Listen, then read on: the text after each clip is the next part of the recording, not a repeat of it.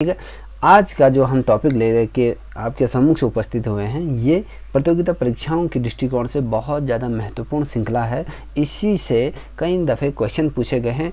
आप ये मान के चलिए, इस जो श्रृंखला लेके आया हूँ, इस श्रृंखला से प्रत्येक परीक्षा में क्वेश्चन पूछे जाते हैं। एक या दो क्वेश्चन 100% हर परीक्षा में पूछे जाते हैं। इसलिए ये श्रृंखला बहुत ज़्यादा महत्वपूर्ण है। चाहे जितने भी प्रतियोगिता परीक्षाओं की तैयारी कर रहे हैं, चाहे मैं यूपीएससी की बात करूं या सीडीएस की बात या एसएससी की बात करूं या फिर समूह की बात करूं या प्रवक्ता संवर्ग की बात या समीक्षा अधिकारी की बात करूं या पीसीएस की बात करूं, तो उनमें ये प्रश्न पूछे जाते हैं। इसलिए श्रृंखला भी इतनी ज़्यादा महत्वपूर्ण है। मैं आपको सरल तरीके से समझाने की कोशिश करूंगा। आइए ज़्यादा समय व्यर्थ न करते हुए आज की श्रृंखला प्रारंभ करते हैं। भारत सरकार द्वारा चलाई गई कुछ योजनाओं के बारे में हम बात करेंगे। इसकी शुरुआत हम 2014 से करेंगे। ठीक है। जिस समय नई सरकार का गठन हुआ था, बीजेपी सरकार का 2014 में जब भारतीय जनता पार्टी सत्ता में आई, तब से हम इसका समावेश देखेंगे, इस पर चर्चाएं करेंगे। प्रधानमंत्री श्री दामोदर नरेंद्र मोदी द्वारा जितनी भी योजनाओं का शिलान्यास किया गया, जितनी भी योजनाओं को उन्होंने धरातल पर उतारा, उन पे हम चर्चाएं करेंगे। क्या इस योजना का उद्देश्य था और इसके उद्देश्य से क्या हमें लाभ हुआ, इस पे हम डिबेट करेंगे, चर्चा करेंगे। आइए ज़्यादा समय व्यर्थ न करते हुए आज का श्रृंखला प्रारंभ करते हैं। भारत सरकार द्वारा योजनाएं जो 2014 में उन्होंने प्रारंभ करी थी। अब पहले हम योजना के बारे में बात करेंगे, फिर उसकी तिथि के बारे में बात करेंगे, फिर उसकी उद्देश्य और उसका विशेषताओं के बारे में हम वर्णन करेंगे। जो पहला प्रश्न है आपके सम्मुख से, वह है आपका जन धन योजना। पहली योजना है और इसकी जो शुरुआत हुई थी, जो इसका उद्घाटन किया गया था, जब ये योजना को धरातल पर उतारा गया था, ये 28 अगस्त 2014 को ये प्रारंभ हुई थी। कभी क्वेश्चन आ जाता है जन धन योजना किस तिथि को लागू की गई थी? वो 28 अगस्त 2014 को इसको लागू किया गया था। इसका मेन उद्देश्य क्या था? जब प्रधानमंत्री नरेंद्र मोदी जी द्वारा जब वित्तीय समावेश को बढ़ावा देने के लिए जन धन योजना की शुरुआत की, मतलब जितना भी पैसे से रिलेटिव, जो वित्त का मतलब जितना भी पैसे से लेन देन का ही होता है, और अर्थव्यवस्था का इसमें एक सूक्ष्म भाग देखने को मिलता है। यदि हम बात करें अर्थव्यवस्था में, जो सूक्ष्म अर्थव्यवस्था, समष्टि अर्थव्यवस्था का जो एक छोटा सा अंश इसमें हमें देखने को मिलता है। इसके लिए जन धन योजना की शुरुआत की गई थी और इस योजना के लिए लोगों को प्रेरित किया गया था और लोगों ने इसमें बढ़ चढ़ कर हिस्सा लिया था। और इस अकाउंट को खोलने के लिए किसी भी प्रकार की आपको धनराशि बैंक को पे नहीं करनी होती है। और जिस समय ये योजना को जो धरातल पर उतारा गया था, जिस समय 2014 का भारतीय जनता पार्टी द्वारा जब कैंपेन शुरू किया गया था, उसमें प्रधानमंत्री मोदी जी द्वारा जनता को ये आश्वासन दिया गया था कि भारत का जितना भी विदेशों में काला धन है, जब हम सत्ता में आएंगे तो सभी का वो धन वापस आएगा। तो प्रत्येक व्यक्ति को इतना धन है कि प्रत्येक व्यक्ति के पाले में 15-15, 16-16 लाख रुपये आ जाएगा। इसी को मद्देनज़र रखते हुए लोगों ने जनधन योजना में बढ़ चढ़कर हिस्सा लिया और जीरो बैलेंस पर खाता खुलवाए। और जो इस योजना को जिस दिन 28 अगस्त को धरातल पर उतारा गया था, 28 अगस्त को ही पहले ही दिन में इस योजना के लिए लोगों ने अप्लाई किया था और जनधन अकाउंट जो खुले थे, उस दिन 1.5 करोड़ से भी अधिक लोगों ने जनधन योजना का खाता बैंक में खुलवाया था। और इसका जो मेन प्रश्न जो बनता है, जनधन योजना कि प्रथम दिन कितने अकाउंट खुले थे? कभी क्वेश्चन आ जाता है। ये 1.5 करोड़ से ऊपर के अकाउंट उस दिन खोले गए थे लोगों द्वारा, सभी ने इसमें बढ़ चढ़ कर हिस्सा लिया था। इसका क्या फ़ायदे थे?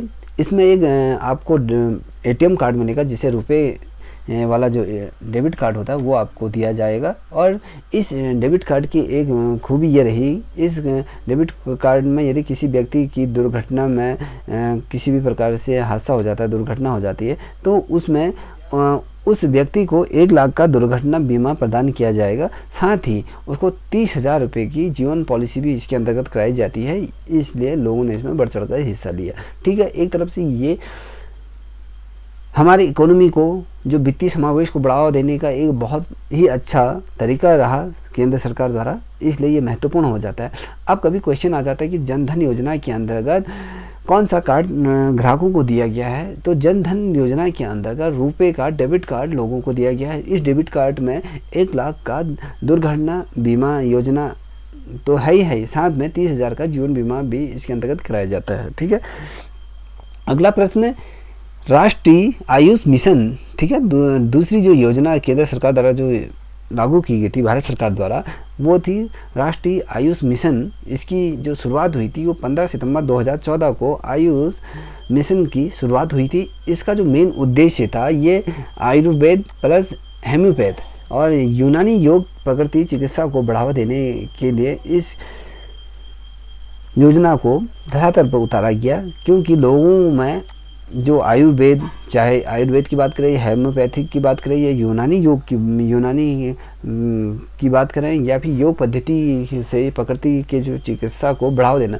अब एलोपैथ में जो होता है लोगों का विश्वास कम होता है, तो उसके क्षेत्र में लोगों को अग्रसर करना। और योग, चाहे हम आयुर्वेद की बात, जितने भी आयुर्वेदिक जो दवाएं होती हैं वो किसी भी प्रकार के साइड इफ़ेक्ट नहीं करती हैं, सर्वप्रथम तो इसके ये फ़ायदे हैं। और हेम्योपैथ जो अपना उपचार थेरेपी के माध्यम से होता है, चाहे कैंसर की बात करूं या अलग अलग बीमारियों पर हेम्योपैथ का भी यूज होता है। और यूनानी योग, और योग से क्या होता है, शारीरिक शक्ति को बढ़ावा मिलता है इत्यादि। इन चीज़ों को बढ़ावा देने के लिए केंद्र सरकार द्वारा राष्ट्रीय आयुष मिशन योजना को धरातल पर उतारा गया था। ये इस योजना को जो उतारा गया था 15 सितंबर 2014 को, ये योजना को धरातल पर उतारा गया था।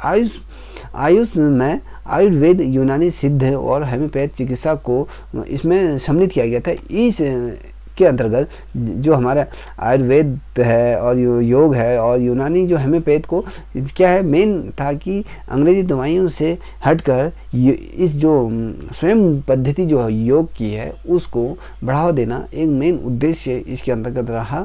ठीक है दोस्तों, यदि आप लोगों को ये वीडियो थोड़ा सा भी आपको हेल्पफुल लग रही हो तो प्लीज़ इस चैनल को सब्सक्राइब करें और लोगों को शेयर करें। हो सके तो आपको अगर अच्छी लग रही हो तो प्लीज़ कमेंट करके अपना रिएक्शन दें कि आपको कैसा लग रहा है। ठीक है, अगली योजना की हम बात करें, मेक इन इंडिया की बात कर रहे हैं। ठीक है, ये सभी लोग आपसे इस योजना से परिचित होंगे। इस योजना का जो शुभारंभ हुआ था 25 सितंबर 2014 को।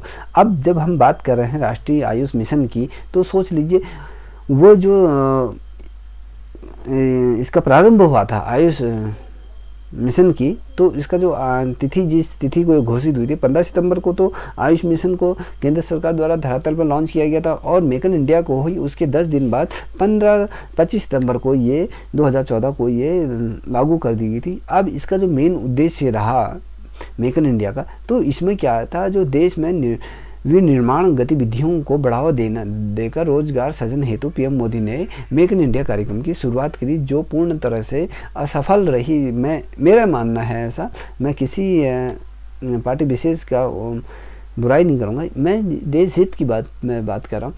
जो ये कॉन्सेप्ट बहुत अच्छा था, मगर इस कॉन्सेप्ट के अंतर्गत विदेशी कंपनियों को लाया गया और इसका जो मेन उद्देश्य था रोजगार को सृजन करने के लिए, वो धरातल पर वो जो मेन वर्ग होता है रोजगार के लिए, जितने भी युवा वर्ग होता है, उनको इस योजना से कहीं ना कहीं लाभ नहीं हो पाया। इसलिए इस शब्द को मैंने कहा। अब यदि हम बात करें मेक इन इंडिया को, ये जो कॉन्सेप्ट था केंद्र सरकार द्वारा, जो कॉन्सेप्ट था कि जितने भी जो निर्माण कार्य होते हैं वो हम क्या होते हैं, जैसे हम चाइना से मंगाते हैं या रूस से मंगाते हैं या फ्रांस से मंगाते हैं या अमेरिका से, हम वो चीज़ें बाहर के देशों से क्रय करके खरीदते हैं। अब वही चीज़ों को हम अपने देश में ही निर्माण करके बनाने की जो कोशिश रही, तो उस चीज़ को हमने मेक इन इंडिया नाम दिया और इसकी शुरुआत 25 सितंबर 2014 से प्रारंभ करी। अब जो इसका मेन उद्देश्य था, इसके अंतर्गत जो अर्थव्यवस्था को 25 क्षेत्रों में इसमें रोजगार और कौशल को सृजन करना था, क्योंकि जो किसी भी देश की इकोनॉमी को जो पुश करती है, तो वहाँ की रोजगार पर से ही उस देश की इकोनॉमी को आगे पुश किया जाता है। यदि रोजगार अच्छी तरीके से सृजन नहीं होंगे तो उस देश की इकोनॉमी भी उतनी ही अच्छी नहीं होगी। यदि रोजगार पूर्ण तरीके से, परिपूर्ण तरीके से धरातल पर है तो हमारे देश की इकोनॉमी भी तीव्र गति से बढ़ावा होगी। जिस प्रकार से वर्तमान समय में -38 तक हमारी जो GDP पहुंच गई है, यदि मेक इन इंडिया सही तरीके से धरातल पर लागू होती तो -8 आज ना होते हुए प्लस की तरफ हमारी इकोनॉमी होती।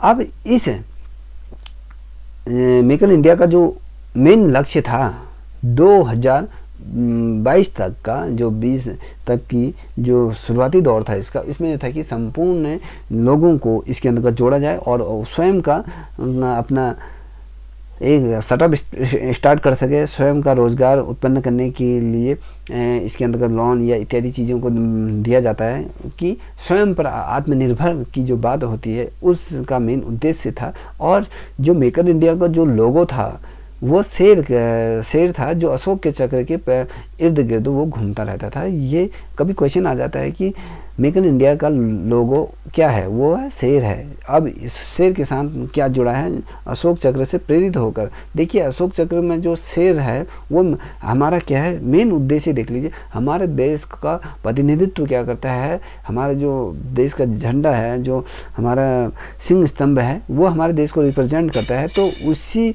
अशोक स्तंभ से शेर की आकृति को लिया गया था इसको इसका लोगो बनाने के लिए, ठीक है। अब अगला प्रश्न है आपका दीनदयाल उपाध्याय अंत्योदय योजना। ये एक योजना केंद्र सरकार द्वारा प्रारंभ की गई थी। ये भी जिस दिन मेक इन इंडिया लॉन्च किया गया था उसी दिन 25 सितंबर 2014 को ये भी लॉन्च किया गया था केंद्र सरकार द्वारा। इसके अंतर्गत क्या था, शहरी ग्रामीण गरीब लोगों के लिए ये योजना को लागू किया गया था, जिसके अंतर्गत क्या था, इसका जो मेन उद्देश्य था इसमें कौशल विकास और अन्य जो उपायों के माध्यम से आजीविका के अवसरों में वृद्धि कर और शहरी ग्रामीण क्षेत्रों में को कम करना था, ठीक है। मतलब कहने का मतलब है जितना भी गरीब वर्ग है या सामान्य वर्ग है जो बेरोजगार है, जो रोजगार के लिए महानगरों की तरफ अग्रसर हो रहे हैं, उनमें कहीं ना कहीं अंकुश लगाने का ये कार्य कर रहे थे। दीनदयाल उपाध्याय का जो मेन उद्देश्य था कि लोगों को अपने अवसर प्रदान करें और अपना जो स्वयं का कौशल के अंतर्गत अपना कोई सेटअप स्टार्ट करे, जैसे कि कोई काम धंधा या साइकिल की दुकान या पंचर की दुकान या कई ऐसी चीज़ें हैं जो स्वयं निर्मित हो, जिसपे आत्मनिर्भर बनाने की इसके अंतर्गत कोशिश की। इसमें आजीविका को मेन उद्देश्य था कि इसके माध्यम से जो व्यक्ति विशेष है वो बेरोजगार न होते हुए रोजगार की तरफ अग्रसर हो और वो किसी प्रकार से अपनी आजीविका को प्रारंभ करे। और जो शहरी और ग्रामीणों को कम करने का ये उद्देश्य था, शहर और ग्रामीण में जो बेरोजगारी था इसे कम करने का ये एक सटीक फार्मूला था, मगर ये फार्मूला भी कहीं ना कहीं काम नहीं कर पाया। अब बात करते हैं इस योजना को जो राष्ट्रीय शहरी आजीविका मिशन के अंतर्गत इसे जोड़ा गया, साथ ही राष्ट्रीय ग्रामीण आजीविका मिशन का एकीकरण इसके अंतर्गत किया। जो शहर आजीविका मिशन तथा जो राष्ट्रीय ग्रामीण आजीविका था, इन दोनों का क्या कर दिया गया, एकीकरण कर दिया गया था, ठीक है। अब अगला जो योजना थी, जो परियोजना जो केंद्र सरकार द्वारा जो लगाई गई थी, इस योजना से आप हर कोई परिचित होंगे, क्योंकि ये योजना पूरे भारतवर्ष में एक आग की तरह फैली और इसका फ़ायदा बहुत ही ज़्यादा हमें देखने को मिला। इससे जागरूकता भी आई। ये है स्वच्छ भारत मिशन। स्वच्छ भारत मिशन से ही आप इसका उच्चारण पता चल जा रहा हो, कहना क्या चाह रहा है। भारत को स्वच्छ रखने का एक बहुत बड़ा ये इवेंट करा गया था, एक लॉन्च की गई थी एक योजना। इसकी जो योजना को जो लॉन्च किया गया था 2 अक्टूबर 2014 को महात्मा गांधी के जन्म दिवस पर इसको लॉन्च किया गया था। प्रधानमंत्री मोदी जी ने गांधी की जब 145वीं जयंती थी उसके अवसर पर इस योजना को प्रारंभ किया गया था, जो इस योजना का नाम स्वच्छ भारत मिशन के नाम से इसे जाना गया। अब ये देखिए, कभी क्वेश्चन आ जाता है स्वच्छ भारत मिशन किस अवसर पर लॉन्च की गई, किसके जन्म किसकी जयंती पर इसे लागू किया गया था? तो महात्मा गांधी के जयंती पर इसे लागू किया गया था। अब महात्मा गांधी की कौन सी जयंती पर इसे लागू किया गया? क्वेश्चन ऐसे बन सकता है। जो ये महात्मा गांधी जी की जो जयंती थी 145वीं, उसके अवसर पर विशेष तौर पर स्वच्छ भारत मिशन को लागू किया गया। इसका जो मेन उद्देश्य था, गांधी जी की जो 50वीं एनिवर्सरी आएगी या कहें जयंती आएगी, तो 2 अक्टूबर 2019 तक के देश में जितने भी लोग खुले में शौच करते हैं, वो खुले में शौच न करते हुए अपना एक शौचालय निर्मित करें। उसके लिए केंद्र सरकार उसमें सहायता प्रदान करेगी, और ये केंद्र सरकार की जिम्मेदारी है, राज्य सरकार की जिम्मेदारी है कि उसे वो शौचालय दिया जाए। ठीक है, इसका जो लक्ष्य रखा गया था 2019 को पूर्ण भारत में स्वच्छ शौचालय मुक्त, खुले में जो शौचालय हैं वो मुक्त हो भारत। हाँ ठीक है, अब इसको धरातल में ये बहुत अच्छी तरीके से काम करी इसने, और जगह जगह आज हमें देखने को ये मिलता है कि हमारा देश जो खुले में शौच करने की जो आदि में था, आज वो पूर्ण तरीके से मुक्त हो चुका है। अब बात करते हैं इस योजना से रिलेटेड कुछ तथ्यों पर। इस मोदी जी ने स्वच्छ भारत मिशन की जो शुरुआत की गई थी, वो नई दिल्ली के मंदिर मार्ग पुलिस स्टेशन के पास इसमें क्या करा था, उन्होंने झाड़ू लगाया था। उनके केंद्रीय मंत्रिमंडल के जितने भी सदस्य थे वो यहाँ पर आए और उन्होंने झाड़ू लगा के स्वच्छ भारत मिशन का आगाज किया था। ठीक है, अब बात आती है जो इसके जो लक्ष्य की, इसकी परिपूर्ति के लिए जिस प्रकार से केंद्र सरकार पर राज्य सरकार ने मिलकर एक योजना बनाई, तो उसके अंतर्गत खुले में जो शौच मुक्त राज्य कौन कौन से रहे। पहला जो राज्य बना खुले में शौच मुक्त होने वाला, वो था आपका सिक्किम। इसके अंतर्गत पहला राज्य बना जो खुले में शौच से मुक्त करने वाला राज्य की श्रेणी में आया। अब बात करते हैं उसके बाद दूसरे नंबर पर हिमाचल प्रदेश, और तीसरे नंबर पर केरल, और चौथे नंबर पर उत्तराखंड है।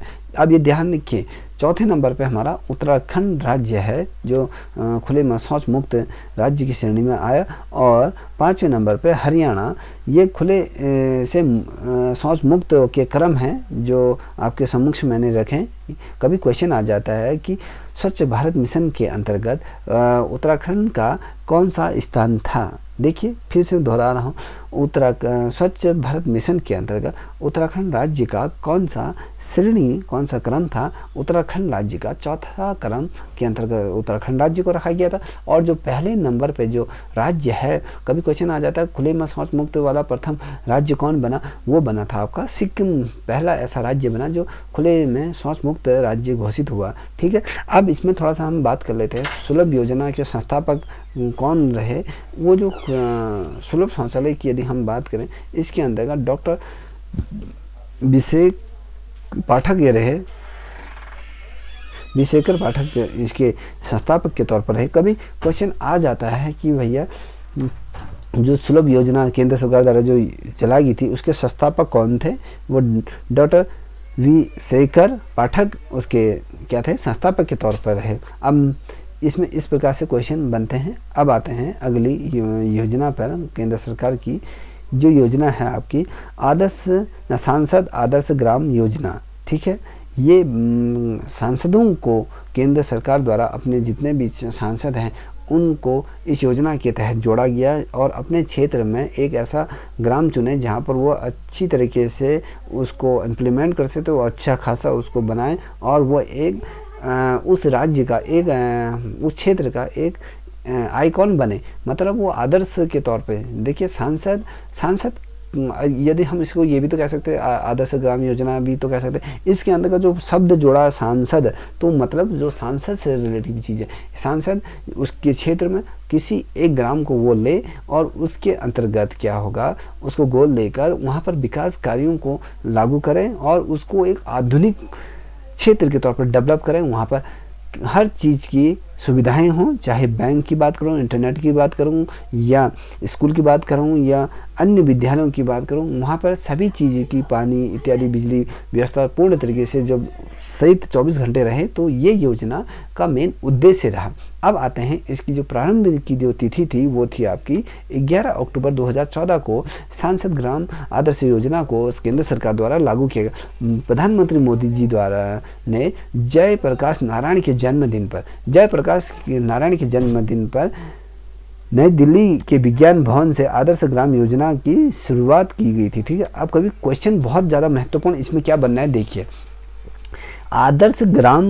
सांसद आदर्श ग्राम योजना किसके जन्म दिवस पर इसे लागू किया गया था? ये जयप्रकाश नारायण के जन्म दिन के अवसर पर सांसद आदर्श ग्राम योजना को लागू किया गया था। अब ये जो लागू किया गया था, ये कहाँ पर लागू किया गया था? प्रधानमंत्री मोदी द्वारा नई दिल्ली के जो विज्ञान भवन है वहाँ से इस योजना का शुभारंभ किया गया था। ठीक है, अब आते हैं यह योजना सांसद के दोनों सदनों के सांसदों को अपने निर्वाचन क्षेत्र, मैंने इससे पूर्व आपका कहा था जहाँ से सांसद चुन के आता है उस क्षेत्र के अपने क्षेत्र से कम एक गांव को वो गोद ले और उसको अच्छा पहचान, उसको डेवलपमेंट करें, हर चीज़ें उसके अंतर्गत हो, एक तरीके से उसे शहर के तौर पर उसे डेवलप करना था। मेन उद्देश्य ये था कि जहाँ पर आपको एटीएम भी हो, पोस्ट ऑफिस भी हो, बैंक भी हो और 24 घंटे बिजली हो, पानी हो,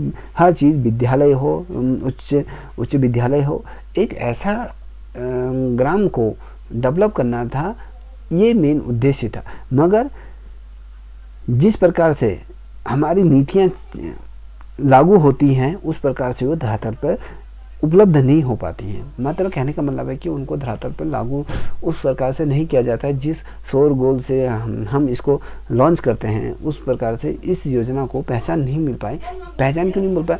जो सांसद थे उन्होंने इस पर अच्छा फोकस नहीं किया, इसलिए इस आदर्श ग्राम योजना को भी उतना एक पहचान और या कहें ऐसा देखने को नहीं मिला कि जिस सांसद ने जो ग्राम गोद लिया है वो कहीं तौर से विकसित हुआ हो, ऐसा कौन सा है। अगर हम उत्तराखंड की बात करें तो उत्तराखंड का एक ऐसा गांव बता दीजिए जिन्हें सांसद ने गोद लिया हो और वो एक आइकॉनिक के रूप में उभर के सम्मुख से आया। ऐसा तो मेरी नज़र में कोई है नहीं। तो कहीं ना कहीं हमारी जो सांसद हैं उनमें भी खामियां हैं कि इस चीज़ को वो सही तरीके से धरातल पर नहीं उतार पाए।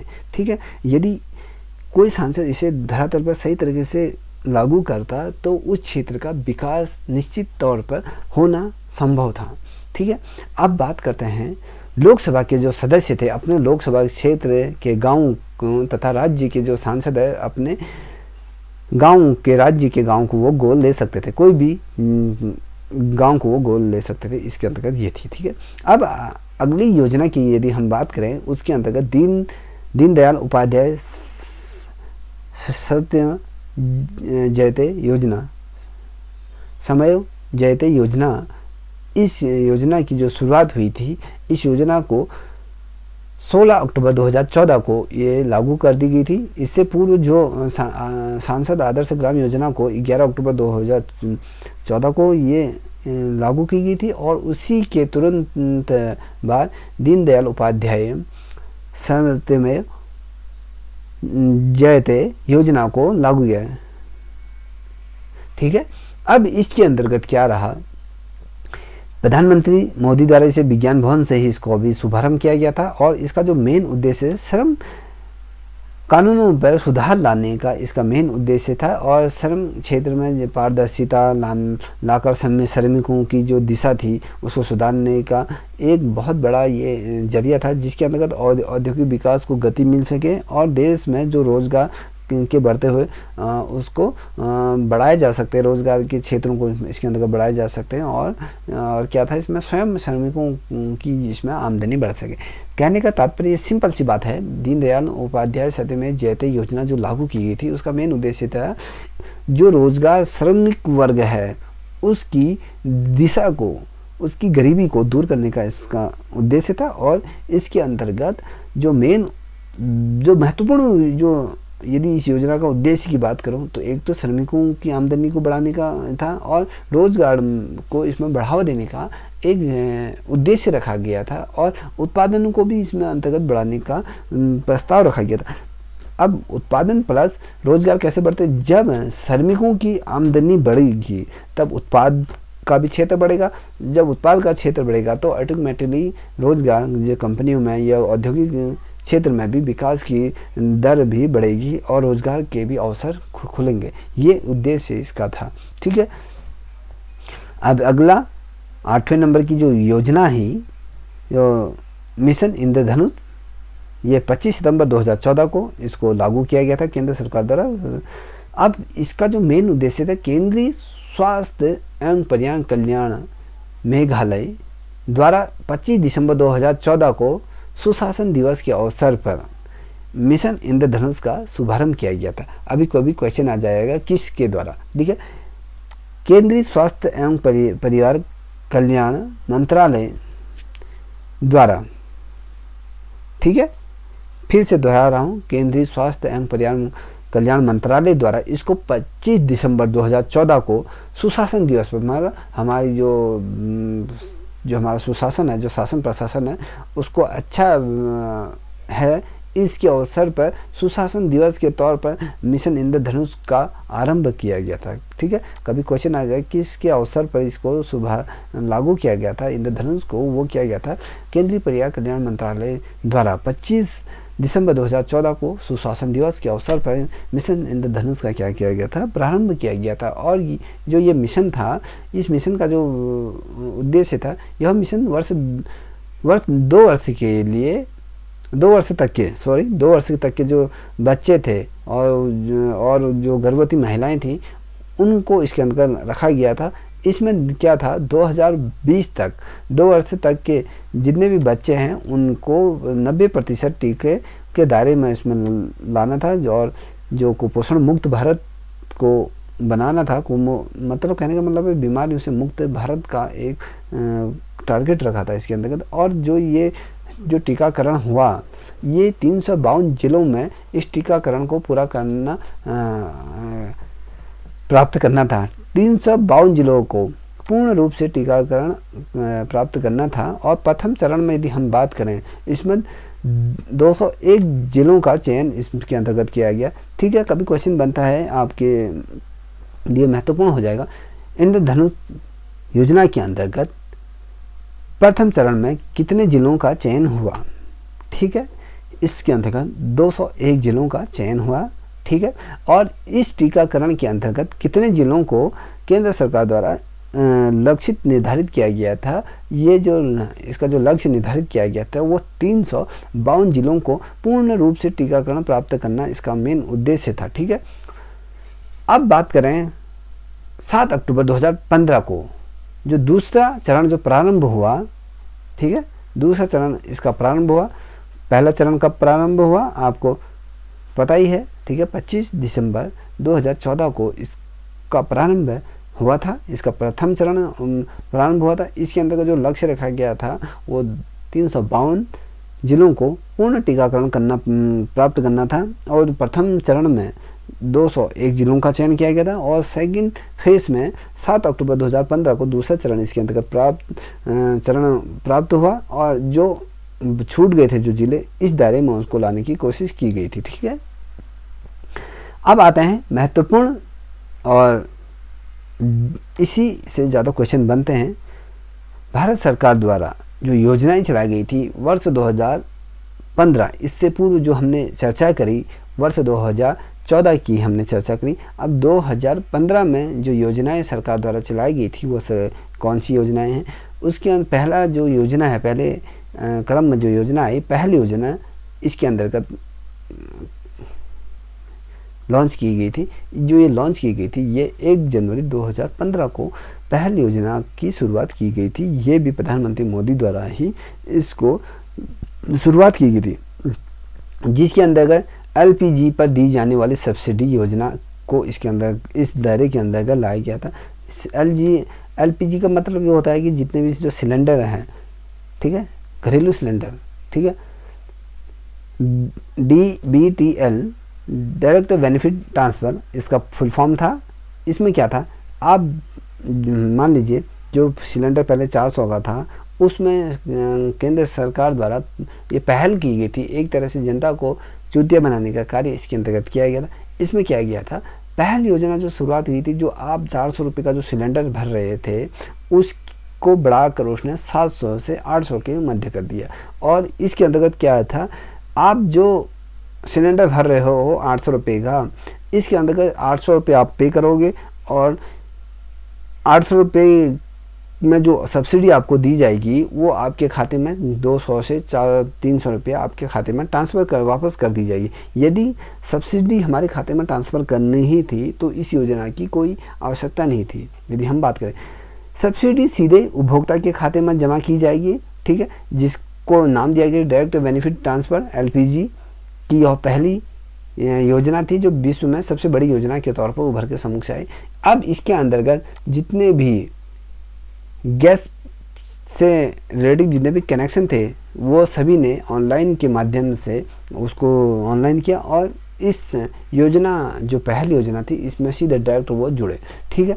अब जो आप जो सिलेंडर भर रहे थे उसमें 20% की कटौती या 10% की कटौती, मान लीजिए आपने 800 रुपये का सिलेंडर भरा, उसमें जो आपको जो सब्सिडी वापस हुई है 150 रुपया 200 रुपया, वो सीधे आपके बैंक खाते में सीधे ट्रांसफर है, जिसे हम कहेंगे डायरेक्ट बेनिफिट ट्रांसफ़र, जिसे LPG के अंतर्गत जो रखा गया था। ये जो पहल थी विश्व की सबसे बड़ी पहल बनी। इसके अंतर्गत केंद्र सरकार को सबसे ज़्यादा बेनिफिट हुआ, एक अर्थव्यवस्था को एक आगे बढ़ाने में भी इस योजना का बहुत बड़ा योगदान है। इसमें क्या था, उपभोक्ताओं को ये भी जानकारी दी जा रही थी, यदि कोई भी लोग सब्सिडी लेना चाहते हैं तो ठीक है, जो नहीं लेना चाहते उसे गिव अप कर दीजिए, उसे छोड़ दीजिए। बहुत से लोगों ने, लाखों करोड़ों लोगों ने सब्सिडी छोड़ दी। जो सब्सिडी का जो पैसा है वो कहीं ना कहीं केंद्र सरकार के खाते में गया। उससे क्या हो, विकास कार्यों और हमारे जो देश की इकोनॉमी है उसमें कहीं ना कहीं ग्रोथ के लिए ये एक बड़ी योजना को लागू किया गया था, जिसे हम पहली योजना के नाम से इसे जानते हैं। 1 जनवरी 2015 को ये लागू की गई थी, ठीक है। और ये विश्व की सबसे बड़ी LPG ये जो डायरेक्ट बेनिफिट ट्रांसफ़र वाली योजना बनी भारत में, ठीक है। अब दूसरा जो योजना है 2015 की, वो प्रसाद योजना है। इसको जो लॉन्च किया गया था ये 15 जनवरी 2015 को ये लॉन्च की गई थी। अब इसके अंतर्गत क्या था, केंद्रीय पर्यटन मंत्रालय की यह योजना थी, ठीक है। प्रसाद योजना किस मंत्रालय की योजना है, कभी क्वेश्चन आ जाता है। ये केंद्रीय पर्यटन मंत्रालय की यह योजना है। सभी मतों के तीर्थ स्थलों के सौंदर्यीकरण और वहाँ पर जो बुनियादी सुविधाओं और विकास के जो तीर्थ स्थलों के जीर्णोद्धार या इत्यादि का मेन उद्देश्य ये था कि इसको इस योजना के अंतर्गत लाके इन पे कार्रवाई की जाए, ठीक है। अब मान लीजिए कोई धाम या कोई विश्व विख्यात मंदिर किसी अभाव में, पैसे के अभाव में, रिपेयरिंग में या जीर्णोद्धार के वजह से लटका पड़ा है या टूटने के कगार में है, तो इस योजना जो प्रसाद योजना थी इसके कारण से उस मंदिर का कायाकल्प होगा, जो धार्मिक स्थल है। और वहाँ पर जो बुनियादी सुविधाएं जो उपलब्ध नहीं हैं, वहाँ पर वो बुनियादी सुविधाओं को लागू करना इसका मेन उद्देश्य से। मान लीजिए किसी भी पर्यटन स्थल पर, मान लीजिए वहाँ पर पानी या शौचालय की व्यवस्था नहीं है, तो इस योजना के तहत वहाँ पर ये सुविधाओं को लागू किया जाएगा। और जो ये योजनाओं के लिए जो पैसा देगी वो केंद्र सरकार देगी। इसलिए सभी जितने भी धार्मिक स्थल रहे या तीर्थ स्थल रहे, उनका सौंदर्यीकरण और बुनियादी सुविधाओं को विकसित करने के लिए ये चीज़ें जोड़ेगी। और दूसरा इसका जो मेन बेनिफिट रहा, उसका पर्यटन को बढ़ावा देना इसका मेन उद्देश्य रहा। साथ ही जो धार्मिक स्थल है या आध्यात्मिक जो चीज़ें हैं उसको भी कहीं ना कहीं इस योजना से लाभ प्राप्त हुआ। और जिन मंदिरों को स्थिति दयनीय क्षीण स्थिति में थे, तो उन मंदिरों का कायाकल्प इसके माध्यम से हुआ, ठीक है। अब अगली योजना है आपकी हृदय योजना, ठीक है। इस योजना का जो आरंभ किया गया था वो 21 जनवरी 2015 को इस योजना को लागू किया गया था और केंद्रीय विकास मंत्रालय के समृद्ध में यह सांस्कृतिक विरासत को संरक्षण कर फिर से पुनर्जीवित करने के प्रयास के मद्देनजर 21 जनवरी 2015 को राष्ट्रीय विरासत विकास एवं समृद्धि योजना के तहत हृदय योजना का शुभारंभ किया गया। ठीक है, समझ गए ना आप। अब इसके अंतर्गत क्या था, केंद्रीय शहरी विकास मंत्रालय द्वारा समृद्ध सांस्कृतिक विरासत को संरक्षित कर फिर पुनर्जीवित करने का एक प्रयास था। इसके मद्देनजर ये योजना का विकास किया गया। जो हृदय योजना है, जितने भी हमारी लोक संस्कृति है उसको जो विलुप्त की कगार में उसको पुनर्जीवित करने के लिए इस योजना को धरातल पर उतारा गया। इसमें क्या था, जो विरासत थी हमारी, जो यदि हम स्थलों के बारे में बात करें उनका एकीकरण करना और समावेशी तौर पर विकास को बढ़ावा देना और स्मारकों का रखरखाव करना, इस पर महत्वपूर्ण ये एक कॉन्सेप्ट तैयार किया जैसे हृदय योजना। मान लीजिए अब थोड़ा सा हम बात करते हैं ताजमहल को। अब ताजमहल जो एक विश्वविख्यात अजूबा है उसको संरक्षण करने के लिए वहाँ पर प्रयास किए जाएंगे। उस यदि कहीं पर वो टूट रहा है उसको रिपेयरिंग किया जाएगा और साथ ही ये जो राष्ट्रीय धरोहर है वो उनको लंबे तक समय तक के लिए पुनर्जीवित करने के लिए इस योजना को धरातल पर उतारा गया और जिसे हृदय योजना के तौर पर इसे नाम दिया गया। और इसके अंदर जो जितने भी धार्मिक स्थल हैं या पर्यटन स्थल हैं या ऐतिहासिक भवन हैं या ब्रिटिश काल में जितने भी भवनों का निर्माण हुआ है, जितना भी स्थापत्य कला है, चाहे मुगल काल में बने हो या पाश्चात्य संस्कृति की बात करें, प्रागैतिहासिक काल की जितने भी चीज़ें हैं उनको संरक्षित करने के लिए हृदय योजना को लागू किया गया था। इसके अंतर्गत स्मारकों को रखरखाव करने के लिए वहाँ पर गार्डों की नियुक्ति की गई थी। उसको पुरातत्व विभाग के अंतर्गत उसको जोड़ा गया था, उसके लिए बजट आवंटन किया गया था। ठीक है, अब बात करते हैं इसका जो प्रारंभिक चरण था। इसमें 12 विरासत शहरों को चुना गया। ठीक है, मान लीजिए दिल्ली को चुना गया, आगरा को चुना गया और हैदराबाद को चुना गया, राजस्थान, जयपुर, जो जहाँ पर पुराने स्मारक हैं उनकी रखरखाव के लिए इस योजना को धरातल पर उतारा गया। ठीक है, अब आते हैं बहुत ज़्यादा महत्वपूर्ण, ये है BBP। ठीक है, इसका शॉर्ट फॉर्म है बेटी बचाओ बेटी पढ़ाओ। ठीक है, अब इस योजना को केंद्र सरकार द्वारा कब धरातल पर लागू किया गया था, ये किया गया था 22 जनवरी 2015 को। इस योजना को केंद्र सरकार द्वारा इसे धरातल पर उतारा गया। इस योजना का जो शुभारंभ किया गया था प्रधानमंत्री मोदी द्वारा हरियाणा के पानीपत शहर में महिलाओं एवं बाल विकास मंत्रालय, जिसे हम बेटी बचाओ बेटी पढ़ाओ, जिसे BBP के द्वारा भी हम इसे शॉर्ट फॉर्म में जानते हैं, इस योजना का शुभारंभ किया गया। ठीक है, अभी कभी क्वेश्चन आ जाता है बेटी पढ़ाओ बेटी बचाओ योजना का शुभारंभ किस राज्य से हुआ। ये हरियाणा के पानीपत में वहाँ से हुआ। अब शहर का नाम आ जाएगा तो हरियाणा के पानीपत शहर। और किस मंत्रालय के अंतर्गत इसे रखा गया है, ये महिला एवं बाल विकास मंत्रालय के अंतर्गत इस योजना का शुभारंभ किया गया था। और ये जो हरियाणा से इसे लॉन्च क्यों किया गया, इसका भी एक बहुत बड़ा कारण रहा। देश में जो हरियाणा में जो लिंगानुपात है वो महज 879। ठीक है, हरियाणा में जो लिंगानुपात जो रहा उसका अनुपात जो पूर्ण देश में यदि देखें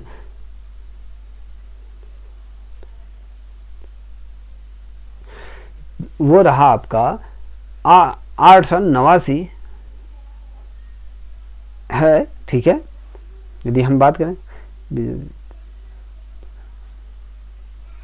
ठीक है, 79, ये पूरे भारतवर्षों की यदि हम बात करें तो उसमें लिंगानुपात 889 रहा।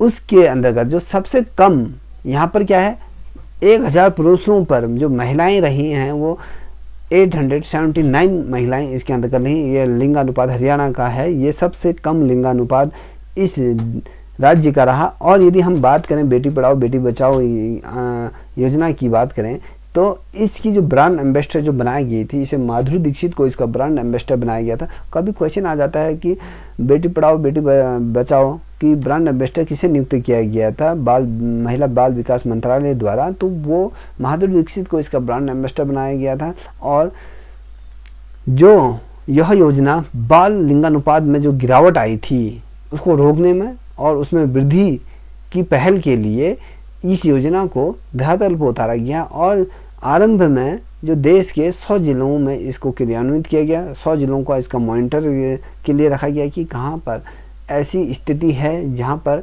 जो बाल लिंगानुपात है उसमें गिरावट दिन प्रतिदिन आ रही है। इसका मेन उद्देश्य ये था कि जो भ्रूण हत्या हो रही है उस पर लगाम लगाएं और जो महिलाओं के साथ जितने भी अत्याचार हो रहे हैं तो उस पर भी कहीं ना कहीं अंकुश लगाने का इस योजना ने काम किया। आज यदि हम बात करें ऐसे कई ऐसे राज्य हैं जहां पर बेटियों का जो लिंगानुपात है या बालक और बालिकाओं का जो लिंगानुपात में जो गिरावट थी वो कहीं ना कहीं उसमें वृद्धि हुई है, वो उसको रोकने में कहीं ना कहीं कामयाब रहे और वहाँ पर जो ये लिंगानुपात बढ़ोतरी की तरफ में बढ़ रहा है। ठीक है, अब 1000 की बात करें, 1000 में 879 जो रेशियो रहा है हरियाणा में, इसको मद्देनजर रखते हुए यहीं से इस योजना का प्रारंभ किया गया। ठीक है, अब अगला प्रश्न आपके सम्मुख से है। जो योजना रही है वो सुकन्या समृद्धि योजना 2015 में ये लागू की गई थी। 22 जनवरी 2015 को इस योजना का शुभारंभ किया गया था।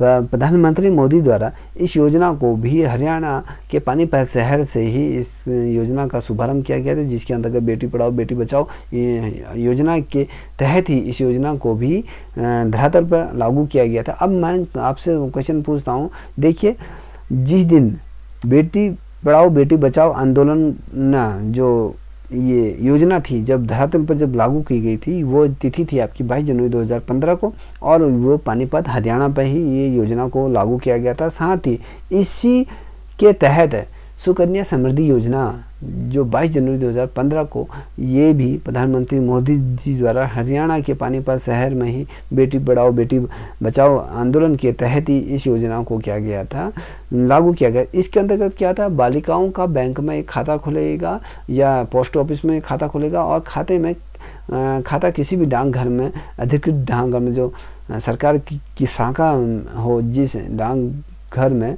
उसके अंतर्गत ये योजना को खोला जाएगा, जिसमें इस योजना को जो खोलने के जो अमाउंट रखी गई थी इसके अंतर्गत 1000 रुपये से ये खाता खुलवाया जा सकता था कम से कम।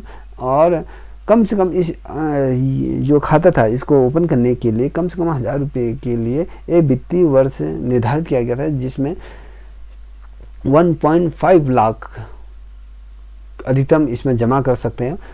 1000 से लेकर एक वर्ष में आप इसमें अधिकतम 1.5 लाख रुपए की धनराशि इसके अंतर्गत जमा कर सकते हैं। इसका जो मेन उद्देश्य था सुकन्या समृद्धि योजना, इसके अंतर्गत बेटियों को एक एफडी के तौर पर कुछ 0 से 10 साल की जो बच्चे उनके लिए इस बालिकाओं के लिए इस एफडी को बनाया गया था। जब वो 18 साल की उम्र की होने पर उसको ये वापस इसको निकाल सकते थे, उससे पूर्व इस पैसे को किसी भी प्रकार से निकाला नहीं जाएगा। इसमें जो ब्याज दिया जा रहा था वो अन्य एफडीओं के मुकाबले इसमें ज़्यादा ब्याज दिया जा रहा है, क्योंकि इसमें बेटी को बढ़ावा देना था, बेटी को संरक्षित प्रदान करना था, इसलिए इस योजना को लागू किया गया था। अब कभी क्वेश्चन आ जाता है कि सुकन्या समृद्धि योजना को आरंभ करने वाला पहला राज्य कौन सा था, वो था पानीपत।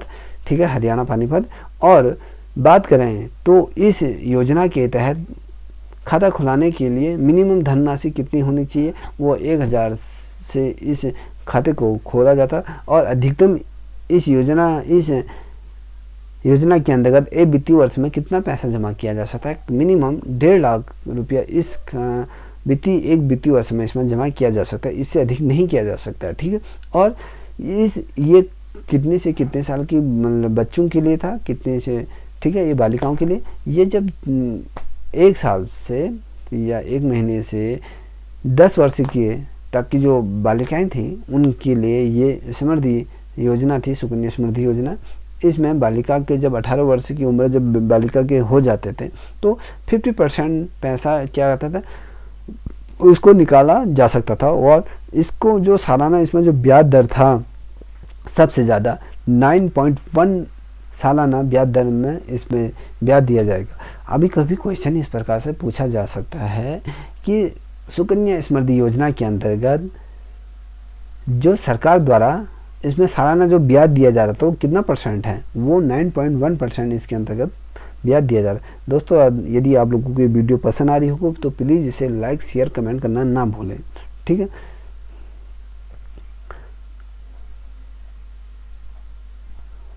अब अगली योजना के बारे में हम बात करते हैं, वो है आपका मृदा स्वास्थ्य कार्ड स्कीम SHCS, ठीक है। ये योजना का जो शुभारंभ किया गया था ये 19 फरवरी 2015 को इस योजना को प्रारंभ किया गया था प्रधानमंत्री मोदी द्वारा। 19 फरवरी 2015 को राजस्थान के सूरतगढ़ में मृदा स्वास्थ्य कार्ड स्कीम का क्या किया था, शुरुआत की गई। कभी क्वेश्चन किस प्रकार से पूछा जाता है, जो मृदा स्वास्थ्य कार्ड स्कीम को लॉन्च किस राज्य से किया गया, यह राजस्थान से किया गया था, और राजस्थान के किस गांव से, किस राज्य से, किस जिले से, तो ये सूरतगढ़ से मृदा स्वास्थ्य कार्ड की स्कीम को लॉन्च की गई थी। और ये स्वास्थ्य धरा खेत हरा इसका मेन उद्देश्य था, स्वस्थ धरा खेत हरा, इसका जो नारा दिया गया था, ठीक है। अब क्वेश्चन क्या पूछा जा सकता है, मृदा स्वास्थ्य कार्ड स्कीम के अंतर्गत कौन सा नारा दिया गया, ठीक है। स्वस्थ घरा खेत हरा ये नारा इसके अंतर्गत दिया गया था। 3 वर्षों के भीतर 14 करोड़ मृदा कार्ड जारी किए गए केंद्र सरकार द्वारा। इस योजना का जो लाभ जो लिया 3 वर्ष के भीतर 14 करोड़ लोगों ने इस मृदा कार्ड को बनवाया और इसका लाभ लिया, ठीक है। अब आ जाते हैं प्रधानमंत्री मुद्रा योजना, अब ये क्या है मुद्रा योजना, ये इस योजना को जो लागू किया गया था ये किया गया था आपका 8 अप्रैल 2015 को इस योजना को लागू किया गया था। इसको हम कहें इसकी शुभारंभ किया गया था, इसकी औपचारिकता की घोषणा की गई थी प्रधानमंत्री मोदी द्वारा, प्रधानमंत्री मुद्रा योजना। इसके अंतर्गत क्या वित्तीय पोषण की सुविधाओं से वंचित व्यवसायिकों को वित्तीय सहायता उपलब्ध कराने के लिए प्रधानमंत्री मोदी द्वारा विज्ञान भवन से मुद्रा योजना का शुभारंभ किया गया था, ठीक है। अब ये क्या है इस पे हम थोड़ा सा चर्चा करते हैं। इसके अंतर्गत शिशु योजना में आपको 50,000 तक का इसमें ऋण उपलब्ध कराया जा सकता है, ठीक है, 50,000 तक। और किशोर योजना के अंतर्गत 50 से 5 लाख तक का इसमें ऋण आपको इस योजना के तहत मिलेगा। और तरुण योजना 5 लाख से 10 लाख तक की ऋण इसके अंतर्गत दिया जाएगा, ठीक है। एक तरीके से जो प्रधानमंत्री मुद्रा योजना के अंतर्गत लोग अपना छोटा सा व्यवसाय अपना खोल सकते हैं, छोटा सा स्टार्टअप अपना जोड़ सकते हैं, जहाँ पर वो अपना रोजगार को बढ़ावा दे सकते हैं, चाहे शिशु योजना के तहत या किशोर योजना के तहत या फिर तरुण योजना के अंतर्गत जो बैंकों से इसके अंतर्गत ऋण दिया जाएगा, ठीक है। अब कभी क्वेश्चन ऐसा आ जाता है, प्रधानमंत्री मोदी द्वारा प्रधानमंत्री मुद्रा योजना का जो शुभारंभ किया गया था वो कब किया गया था, वो 8 अप्रैल 2015 को किया गया था। और प्रधानमंत्री मुद्रा योजना के अंतर्गत जो शिशु योजना में कितनी धनराशि तक का ऋण देय है, 50,000 तक का ऋण देय है। और दूसरा, प्रधानमंत्री मुद्रा योजना के तहत किशोर योजना के तहत कितना धनराशि का ऋण आवंटन किया जा सकता है, 50,000 से 5 लाख तक का ये ऋण आपको दिया जा सकता है इस योजना के तहत। अब बात करते हैं अधिकतम इस योजना के तहत जो तरुण योजना है, ये प्रधानमंत्री मुद्रा योजना के अंतर्गत ही इसके अंतर्गत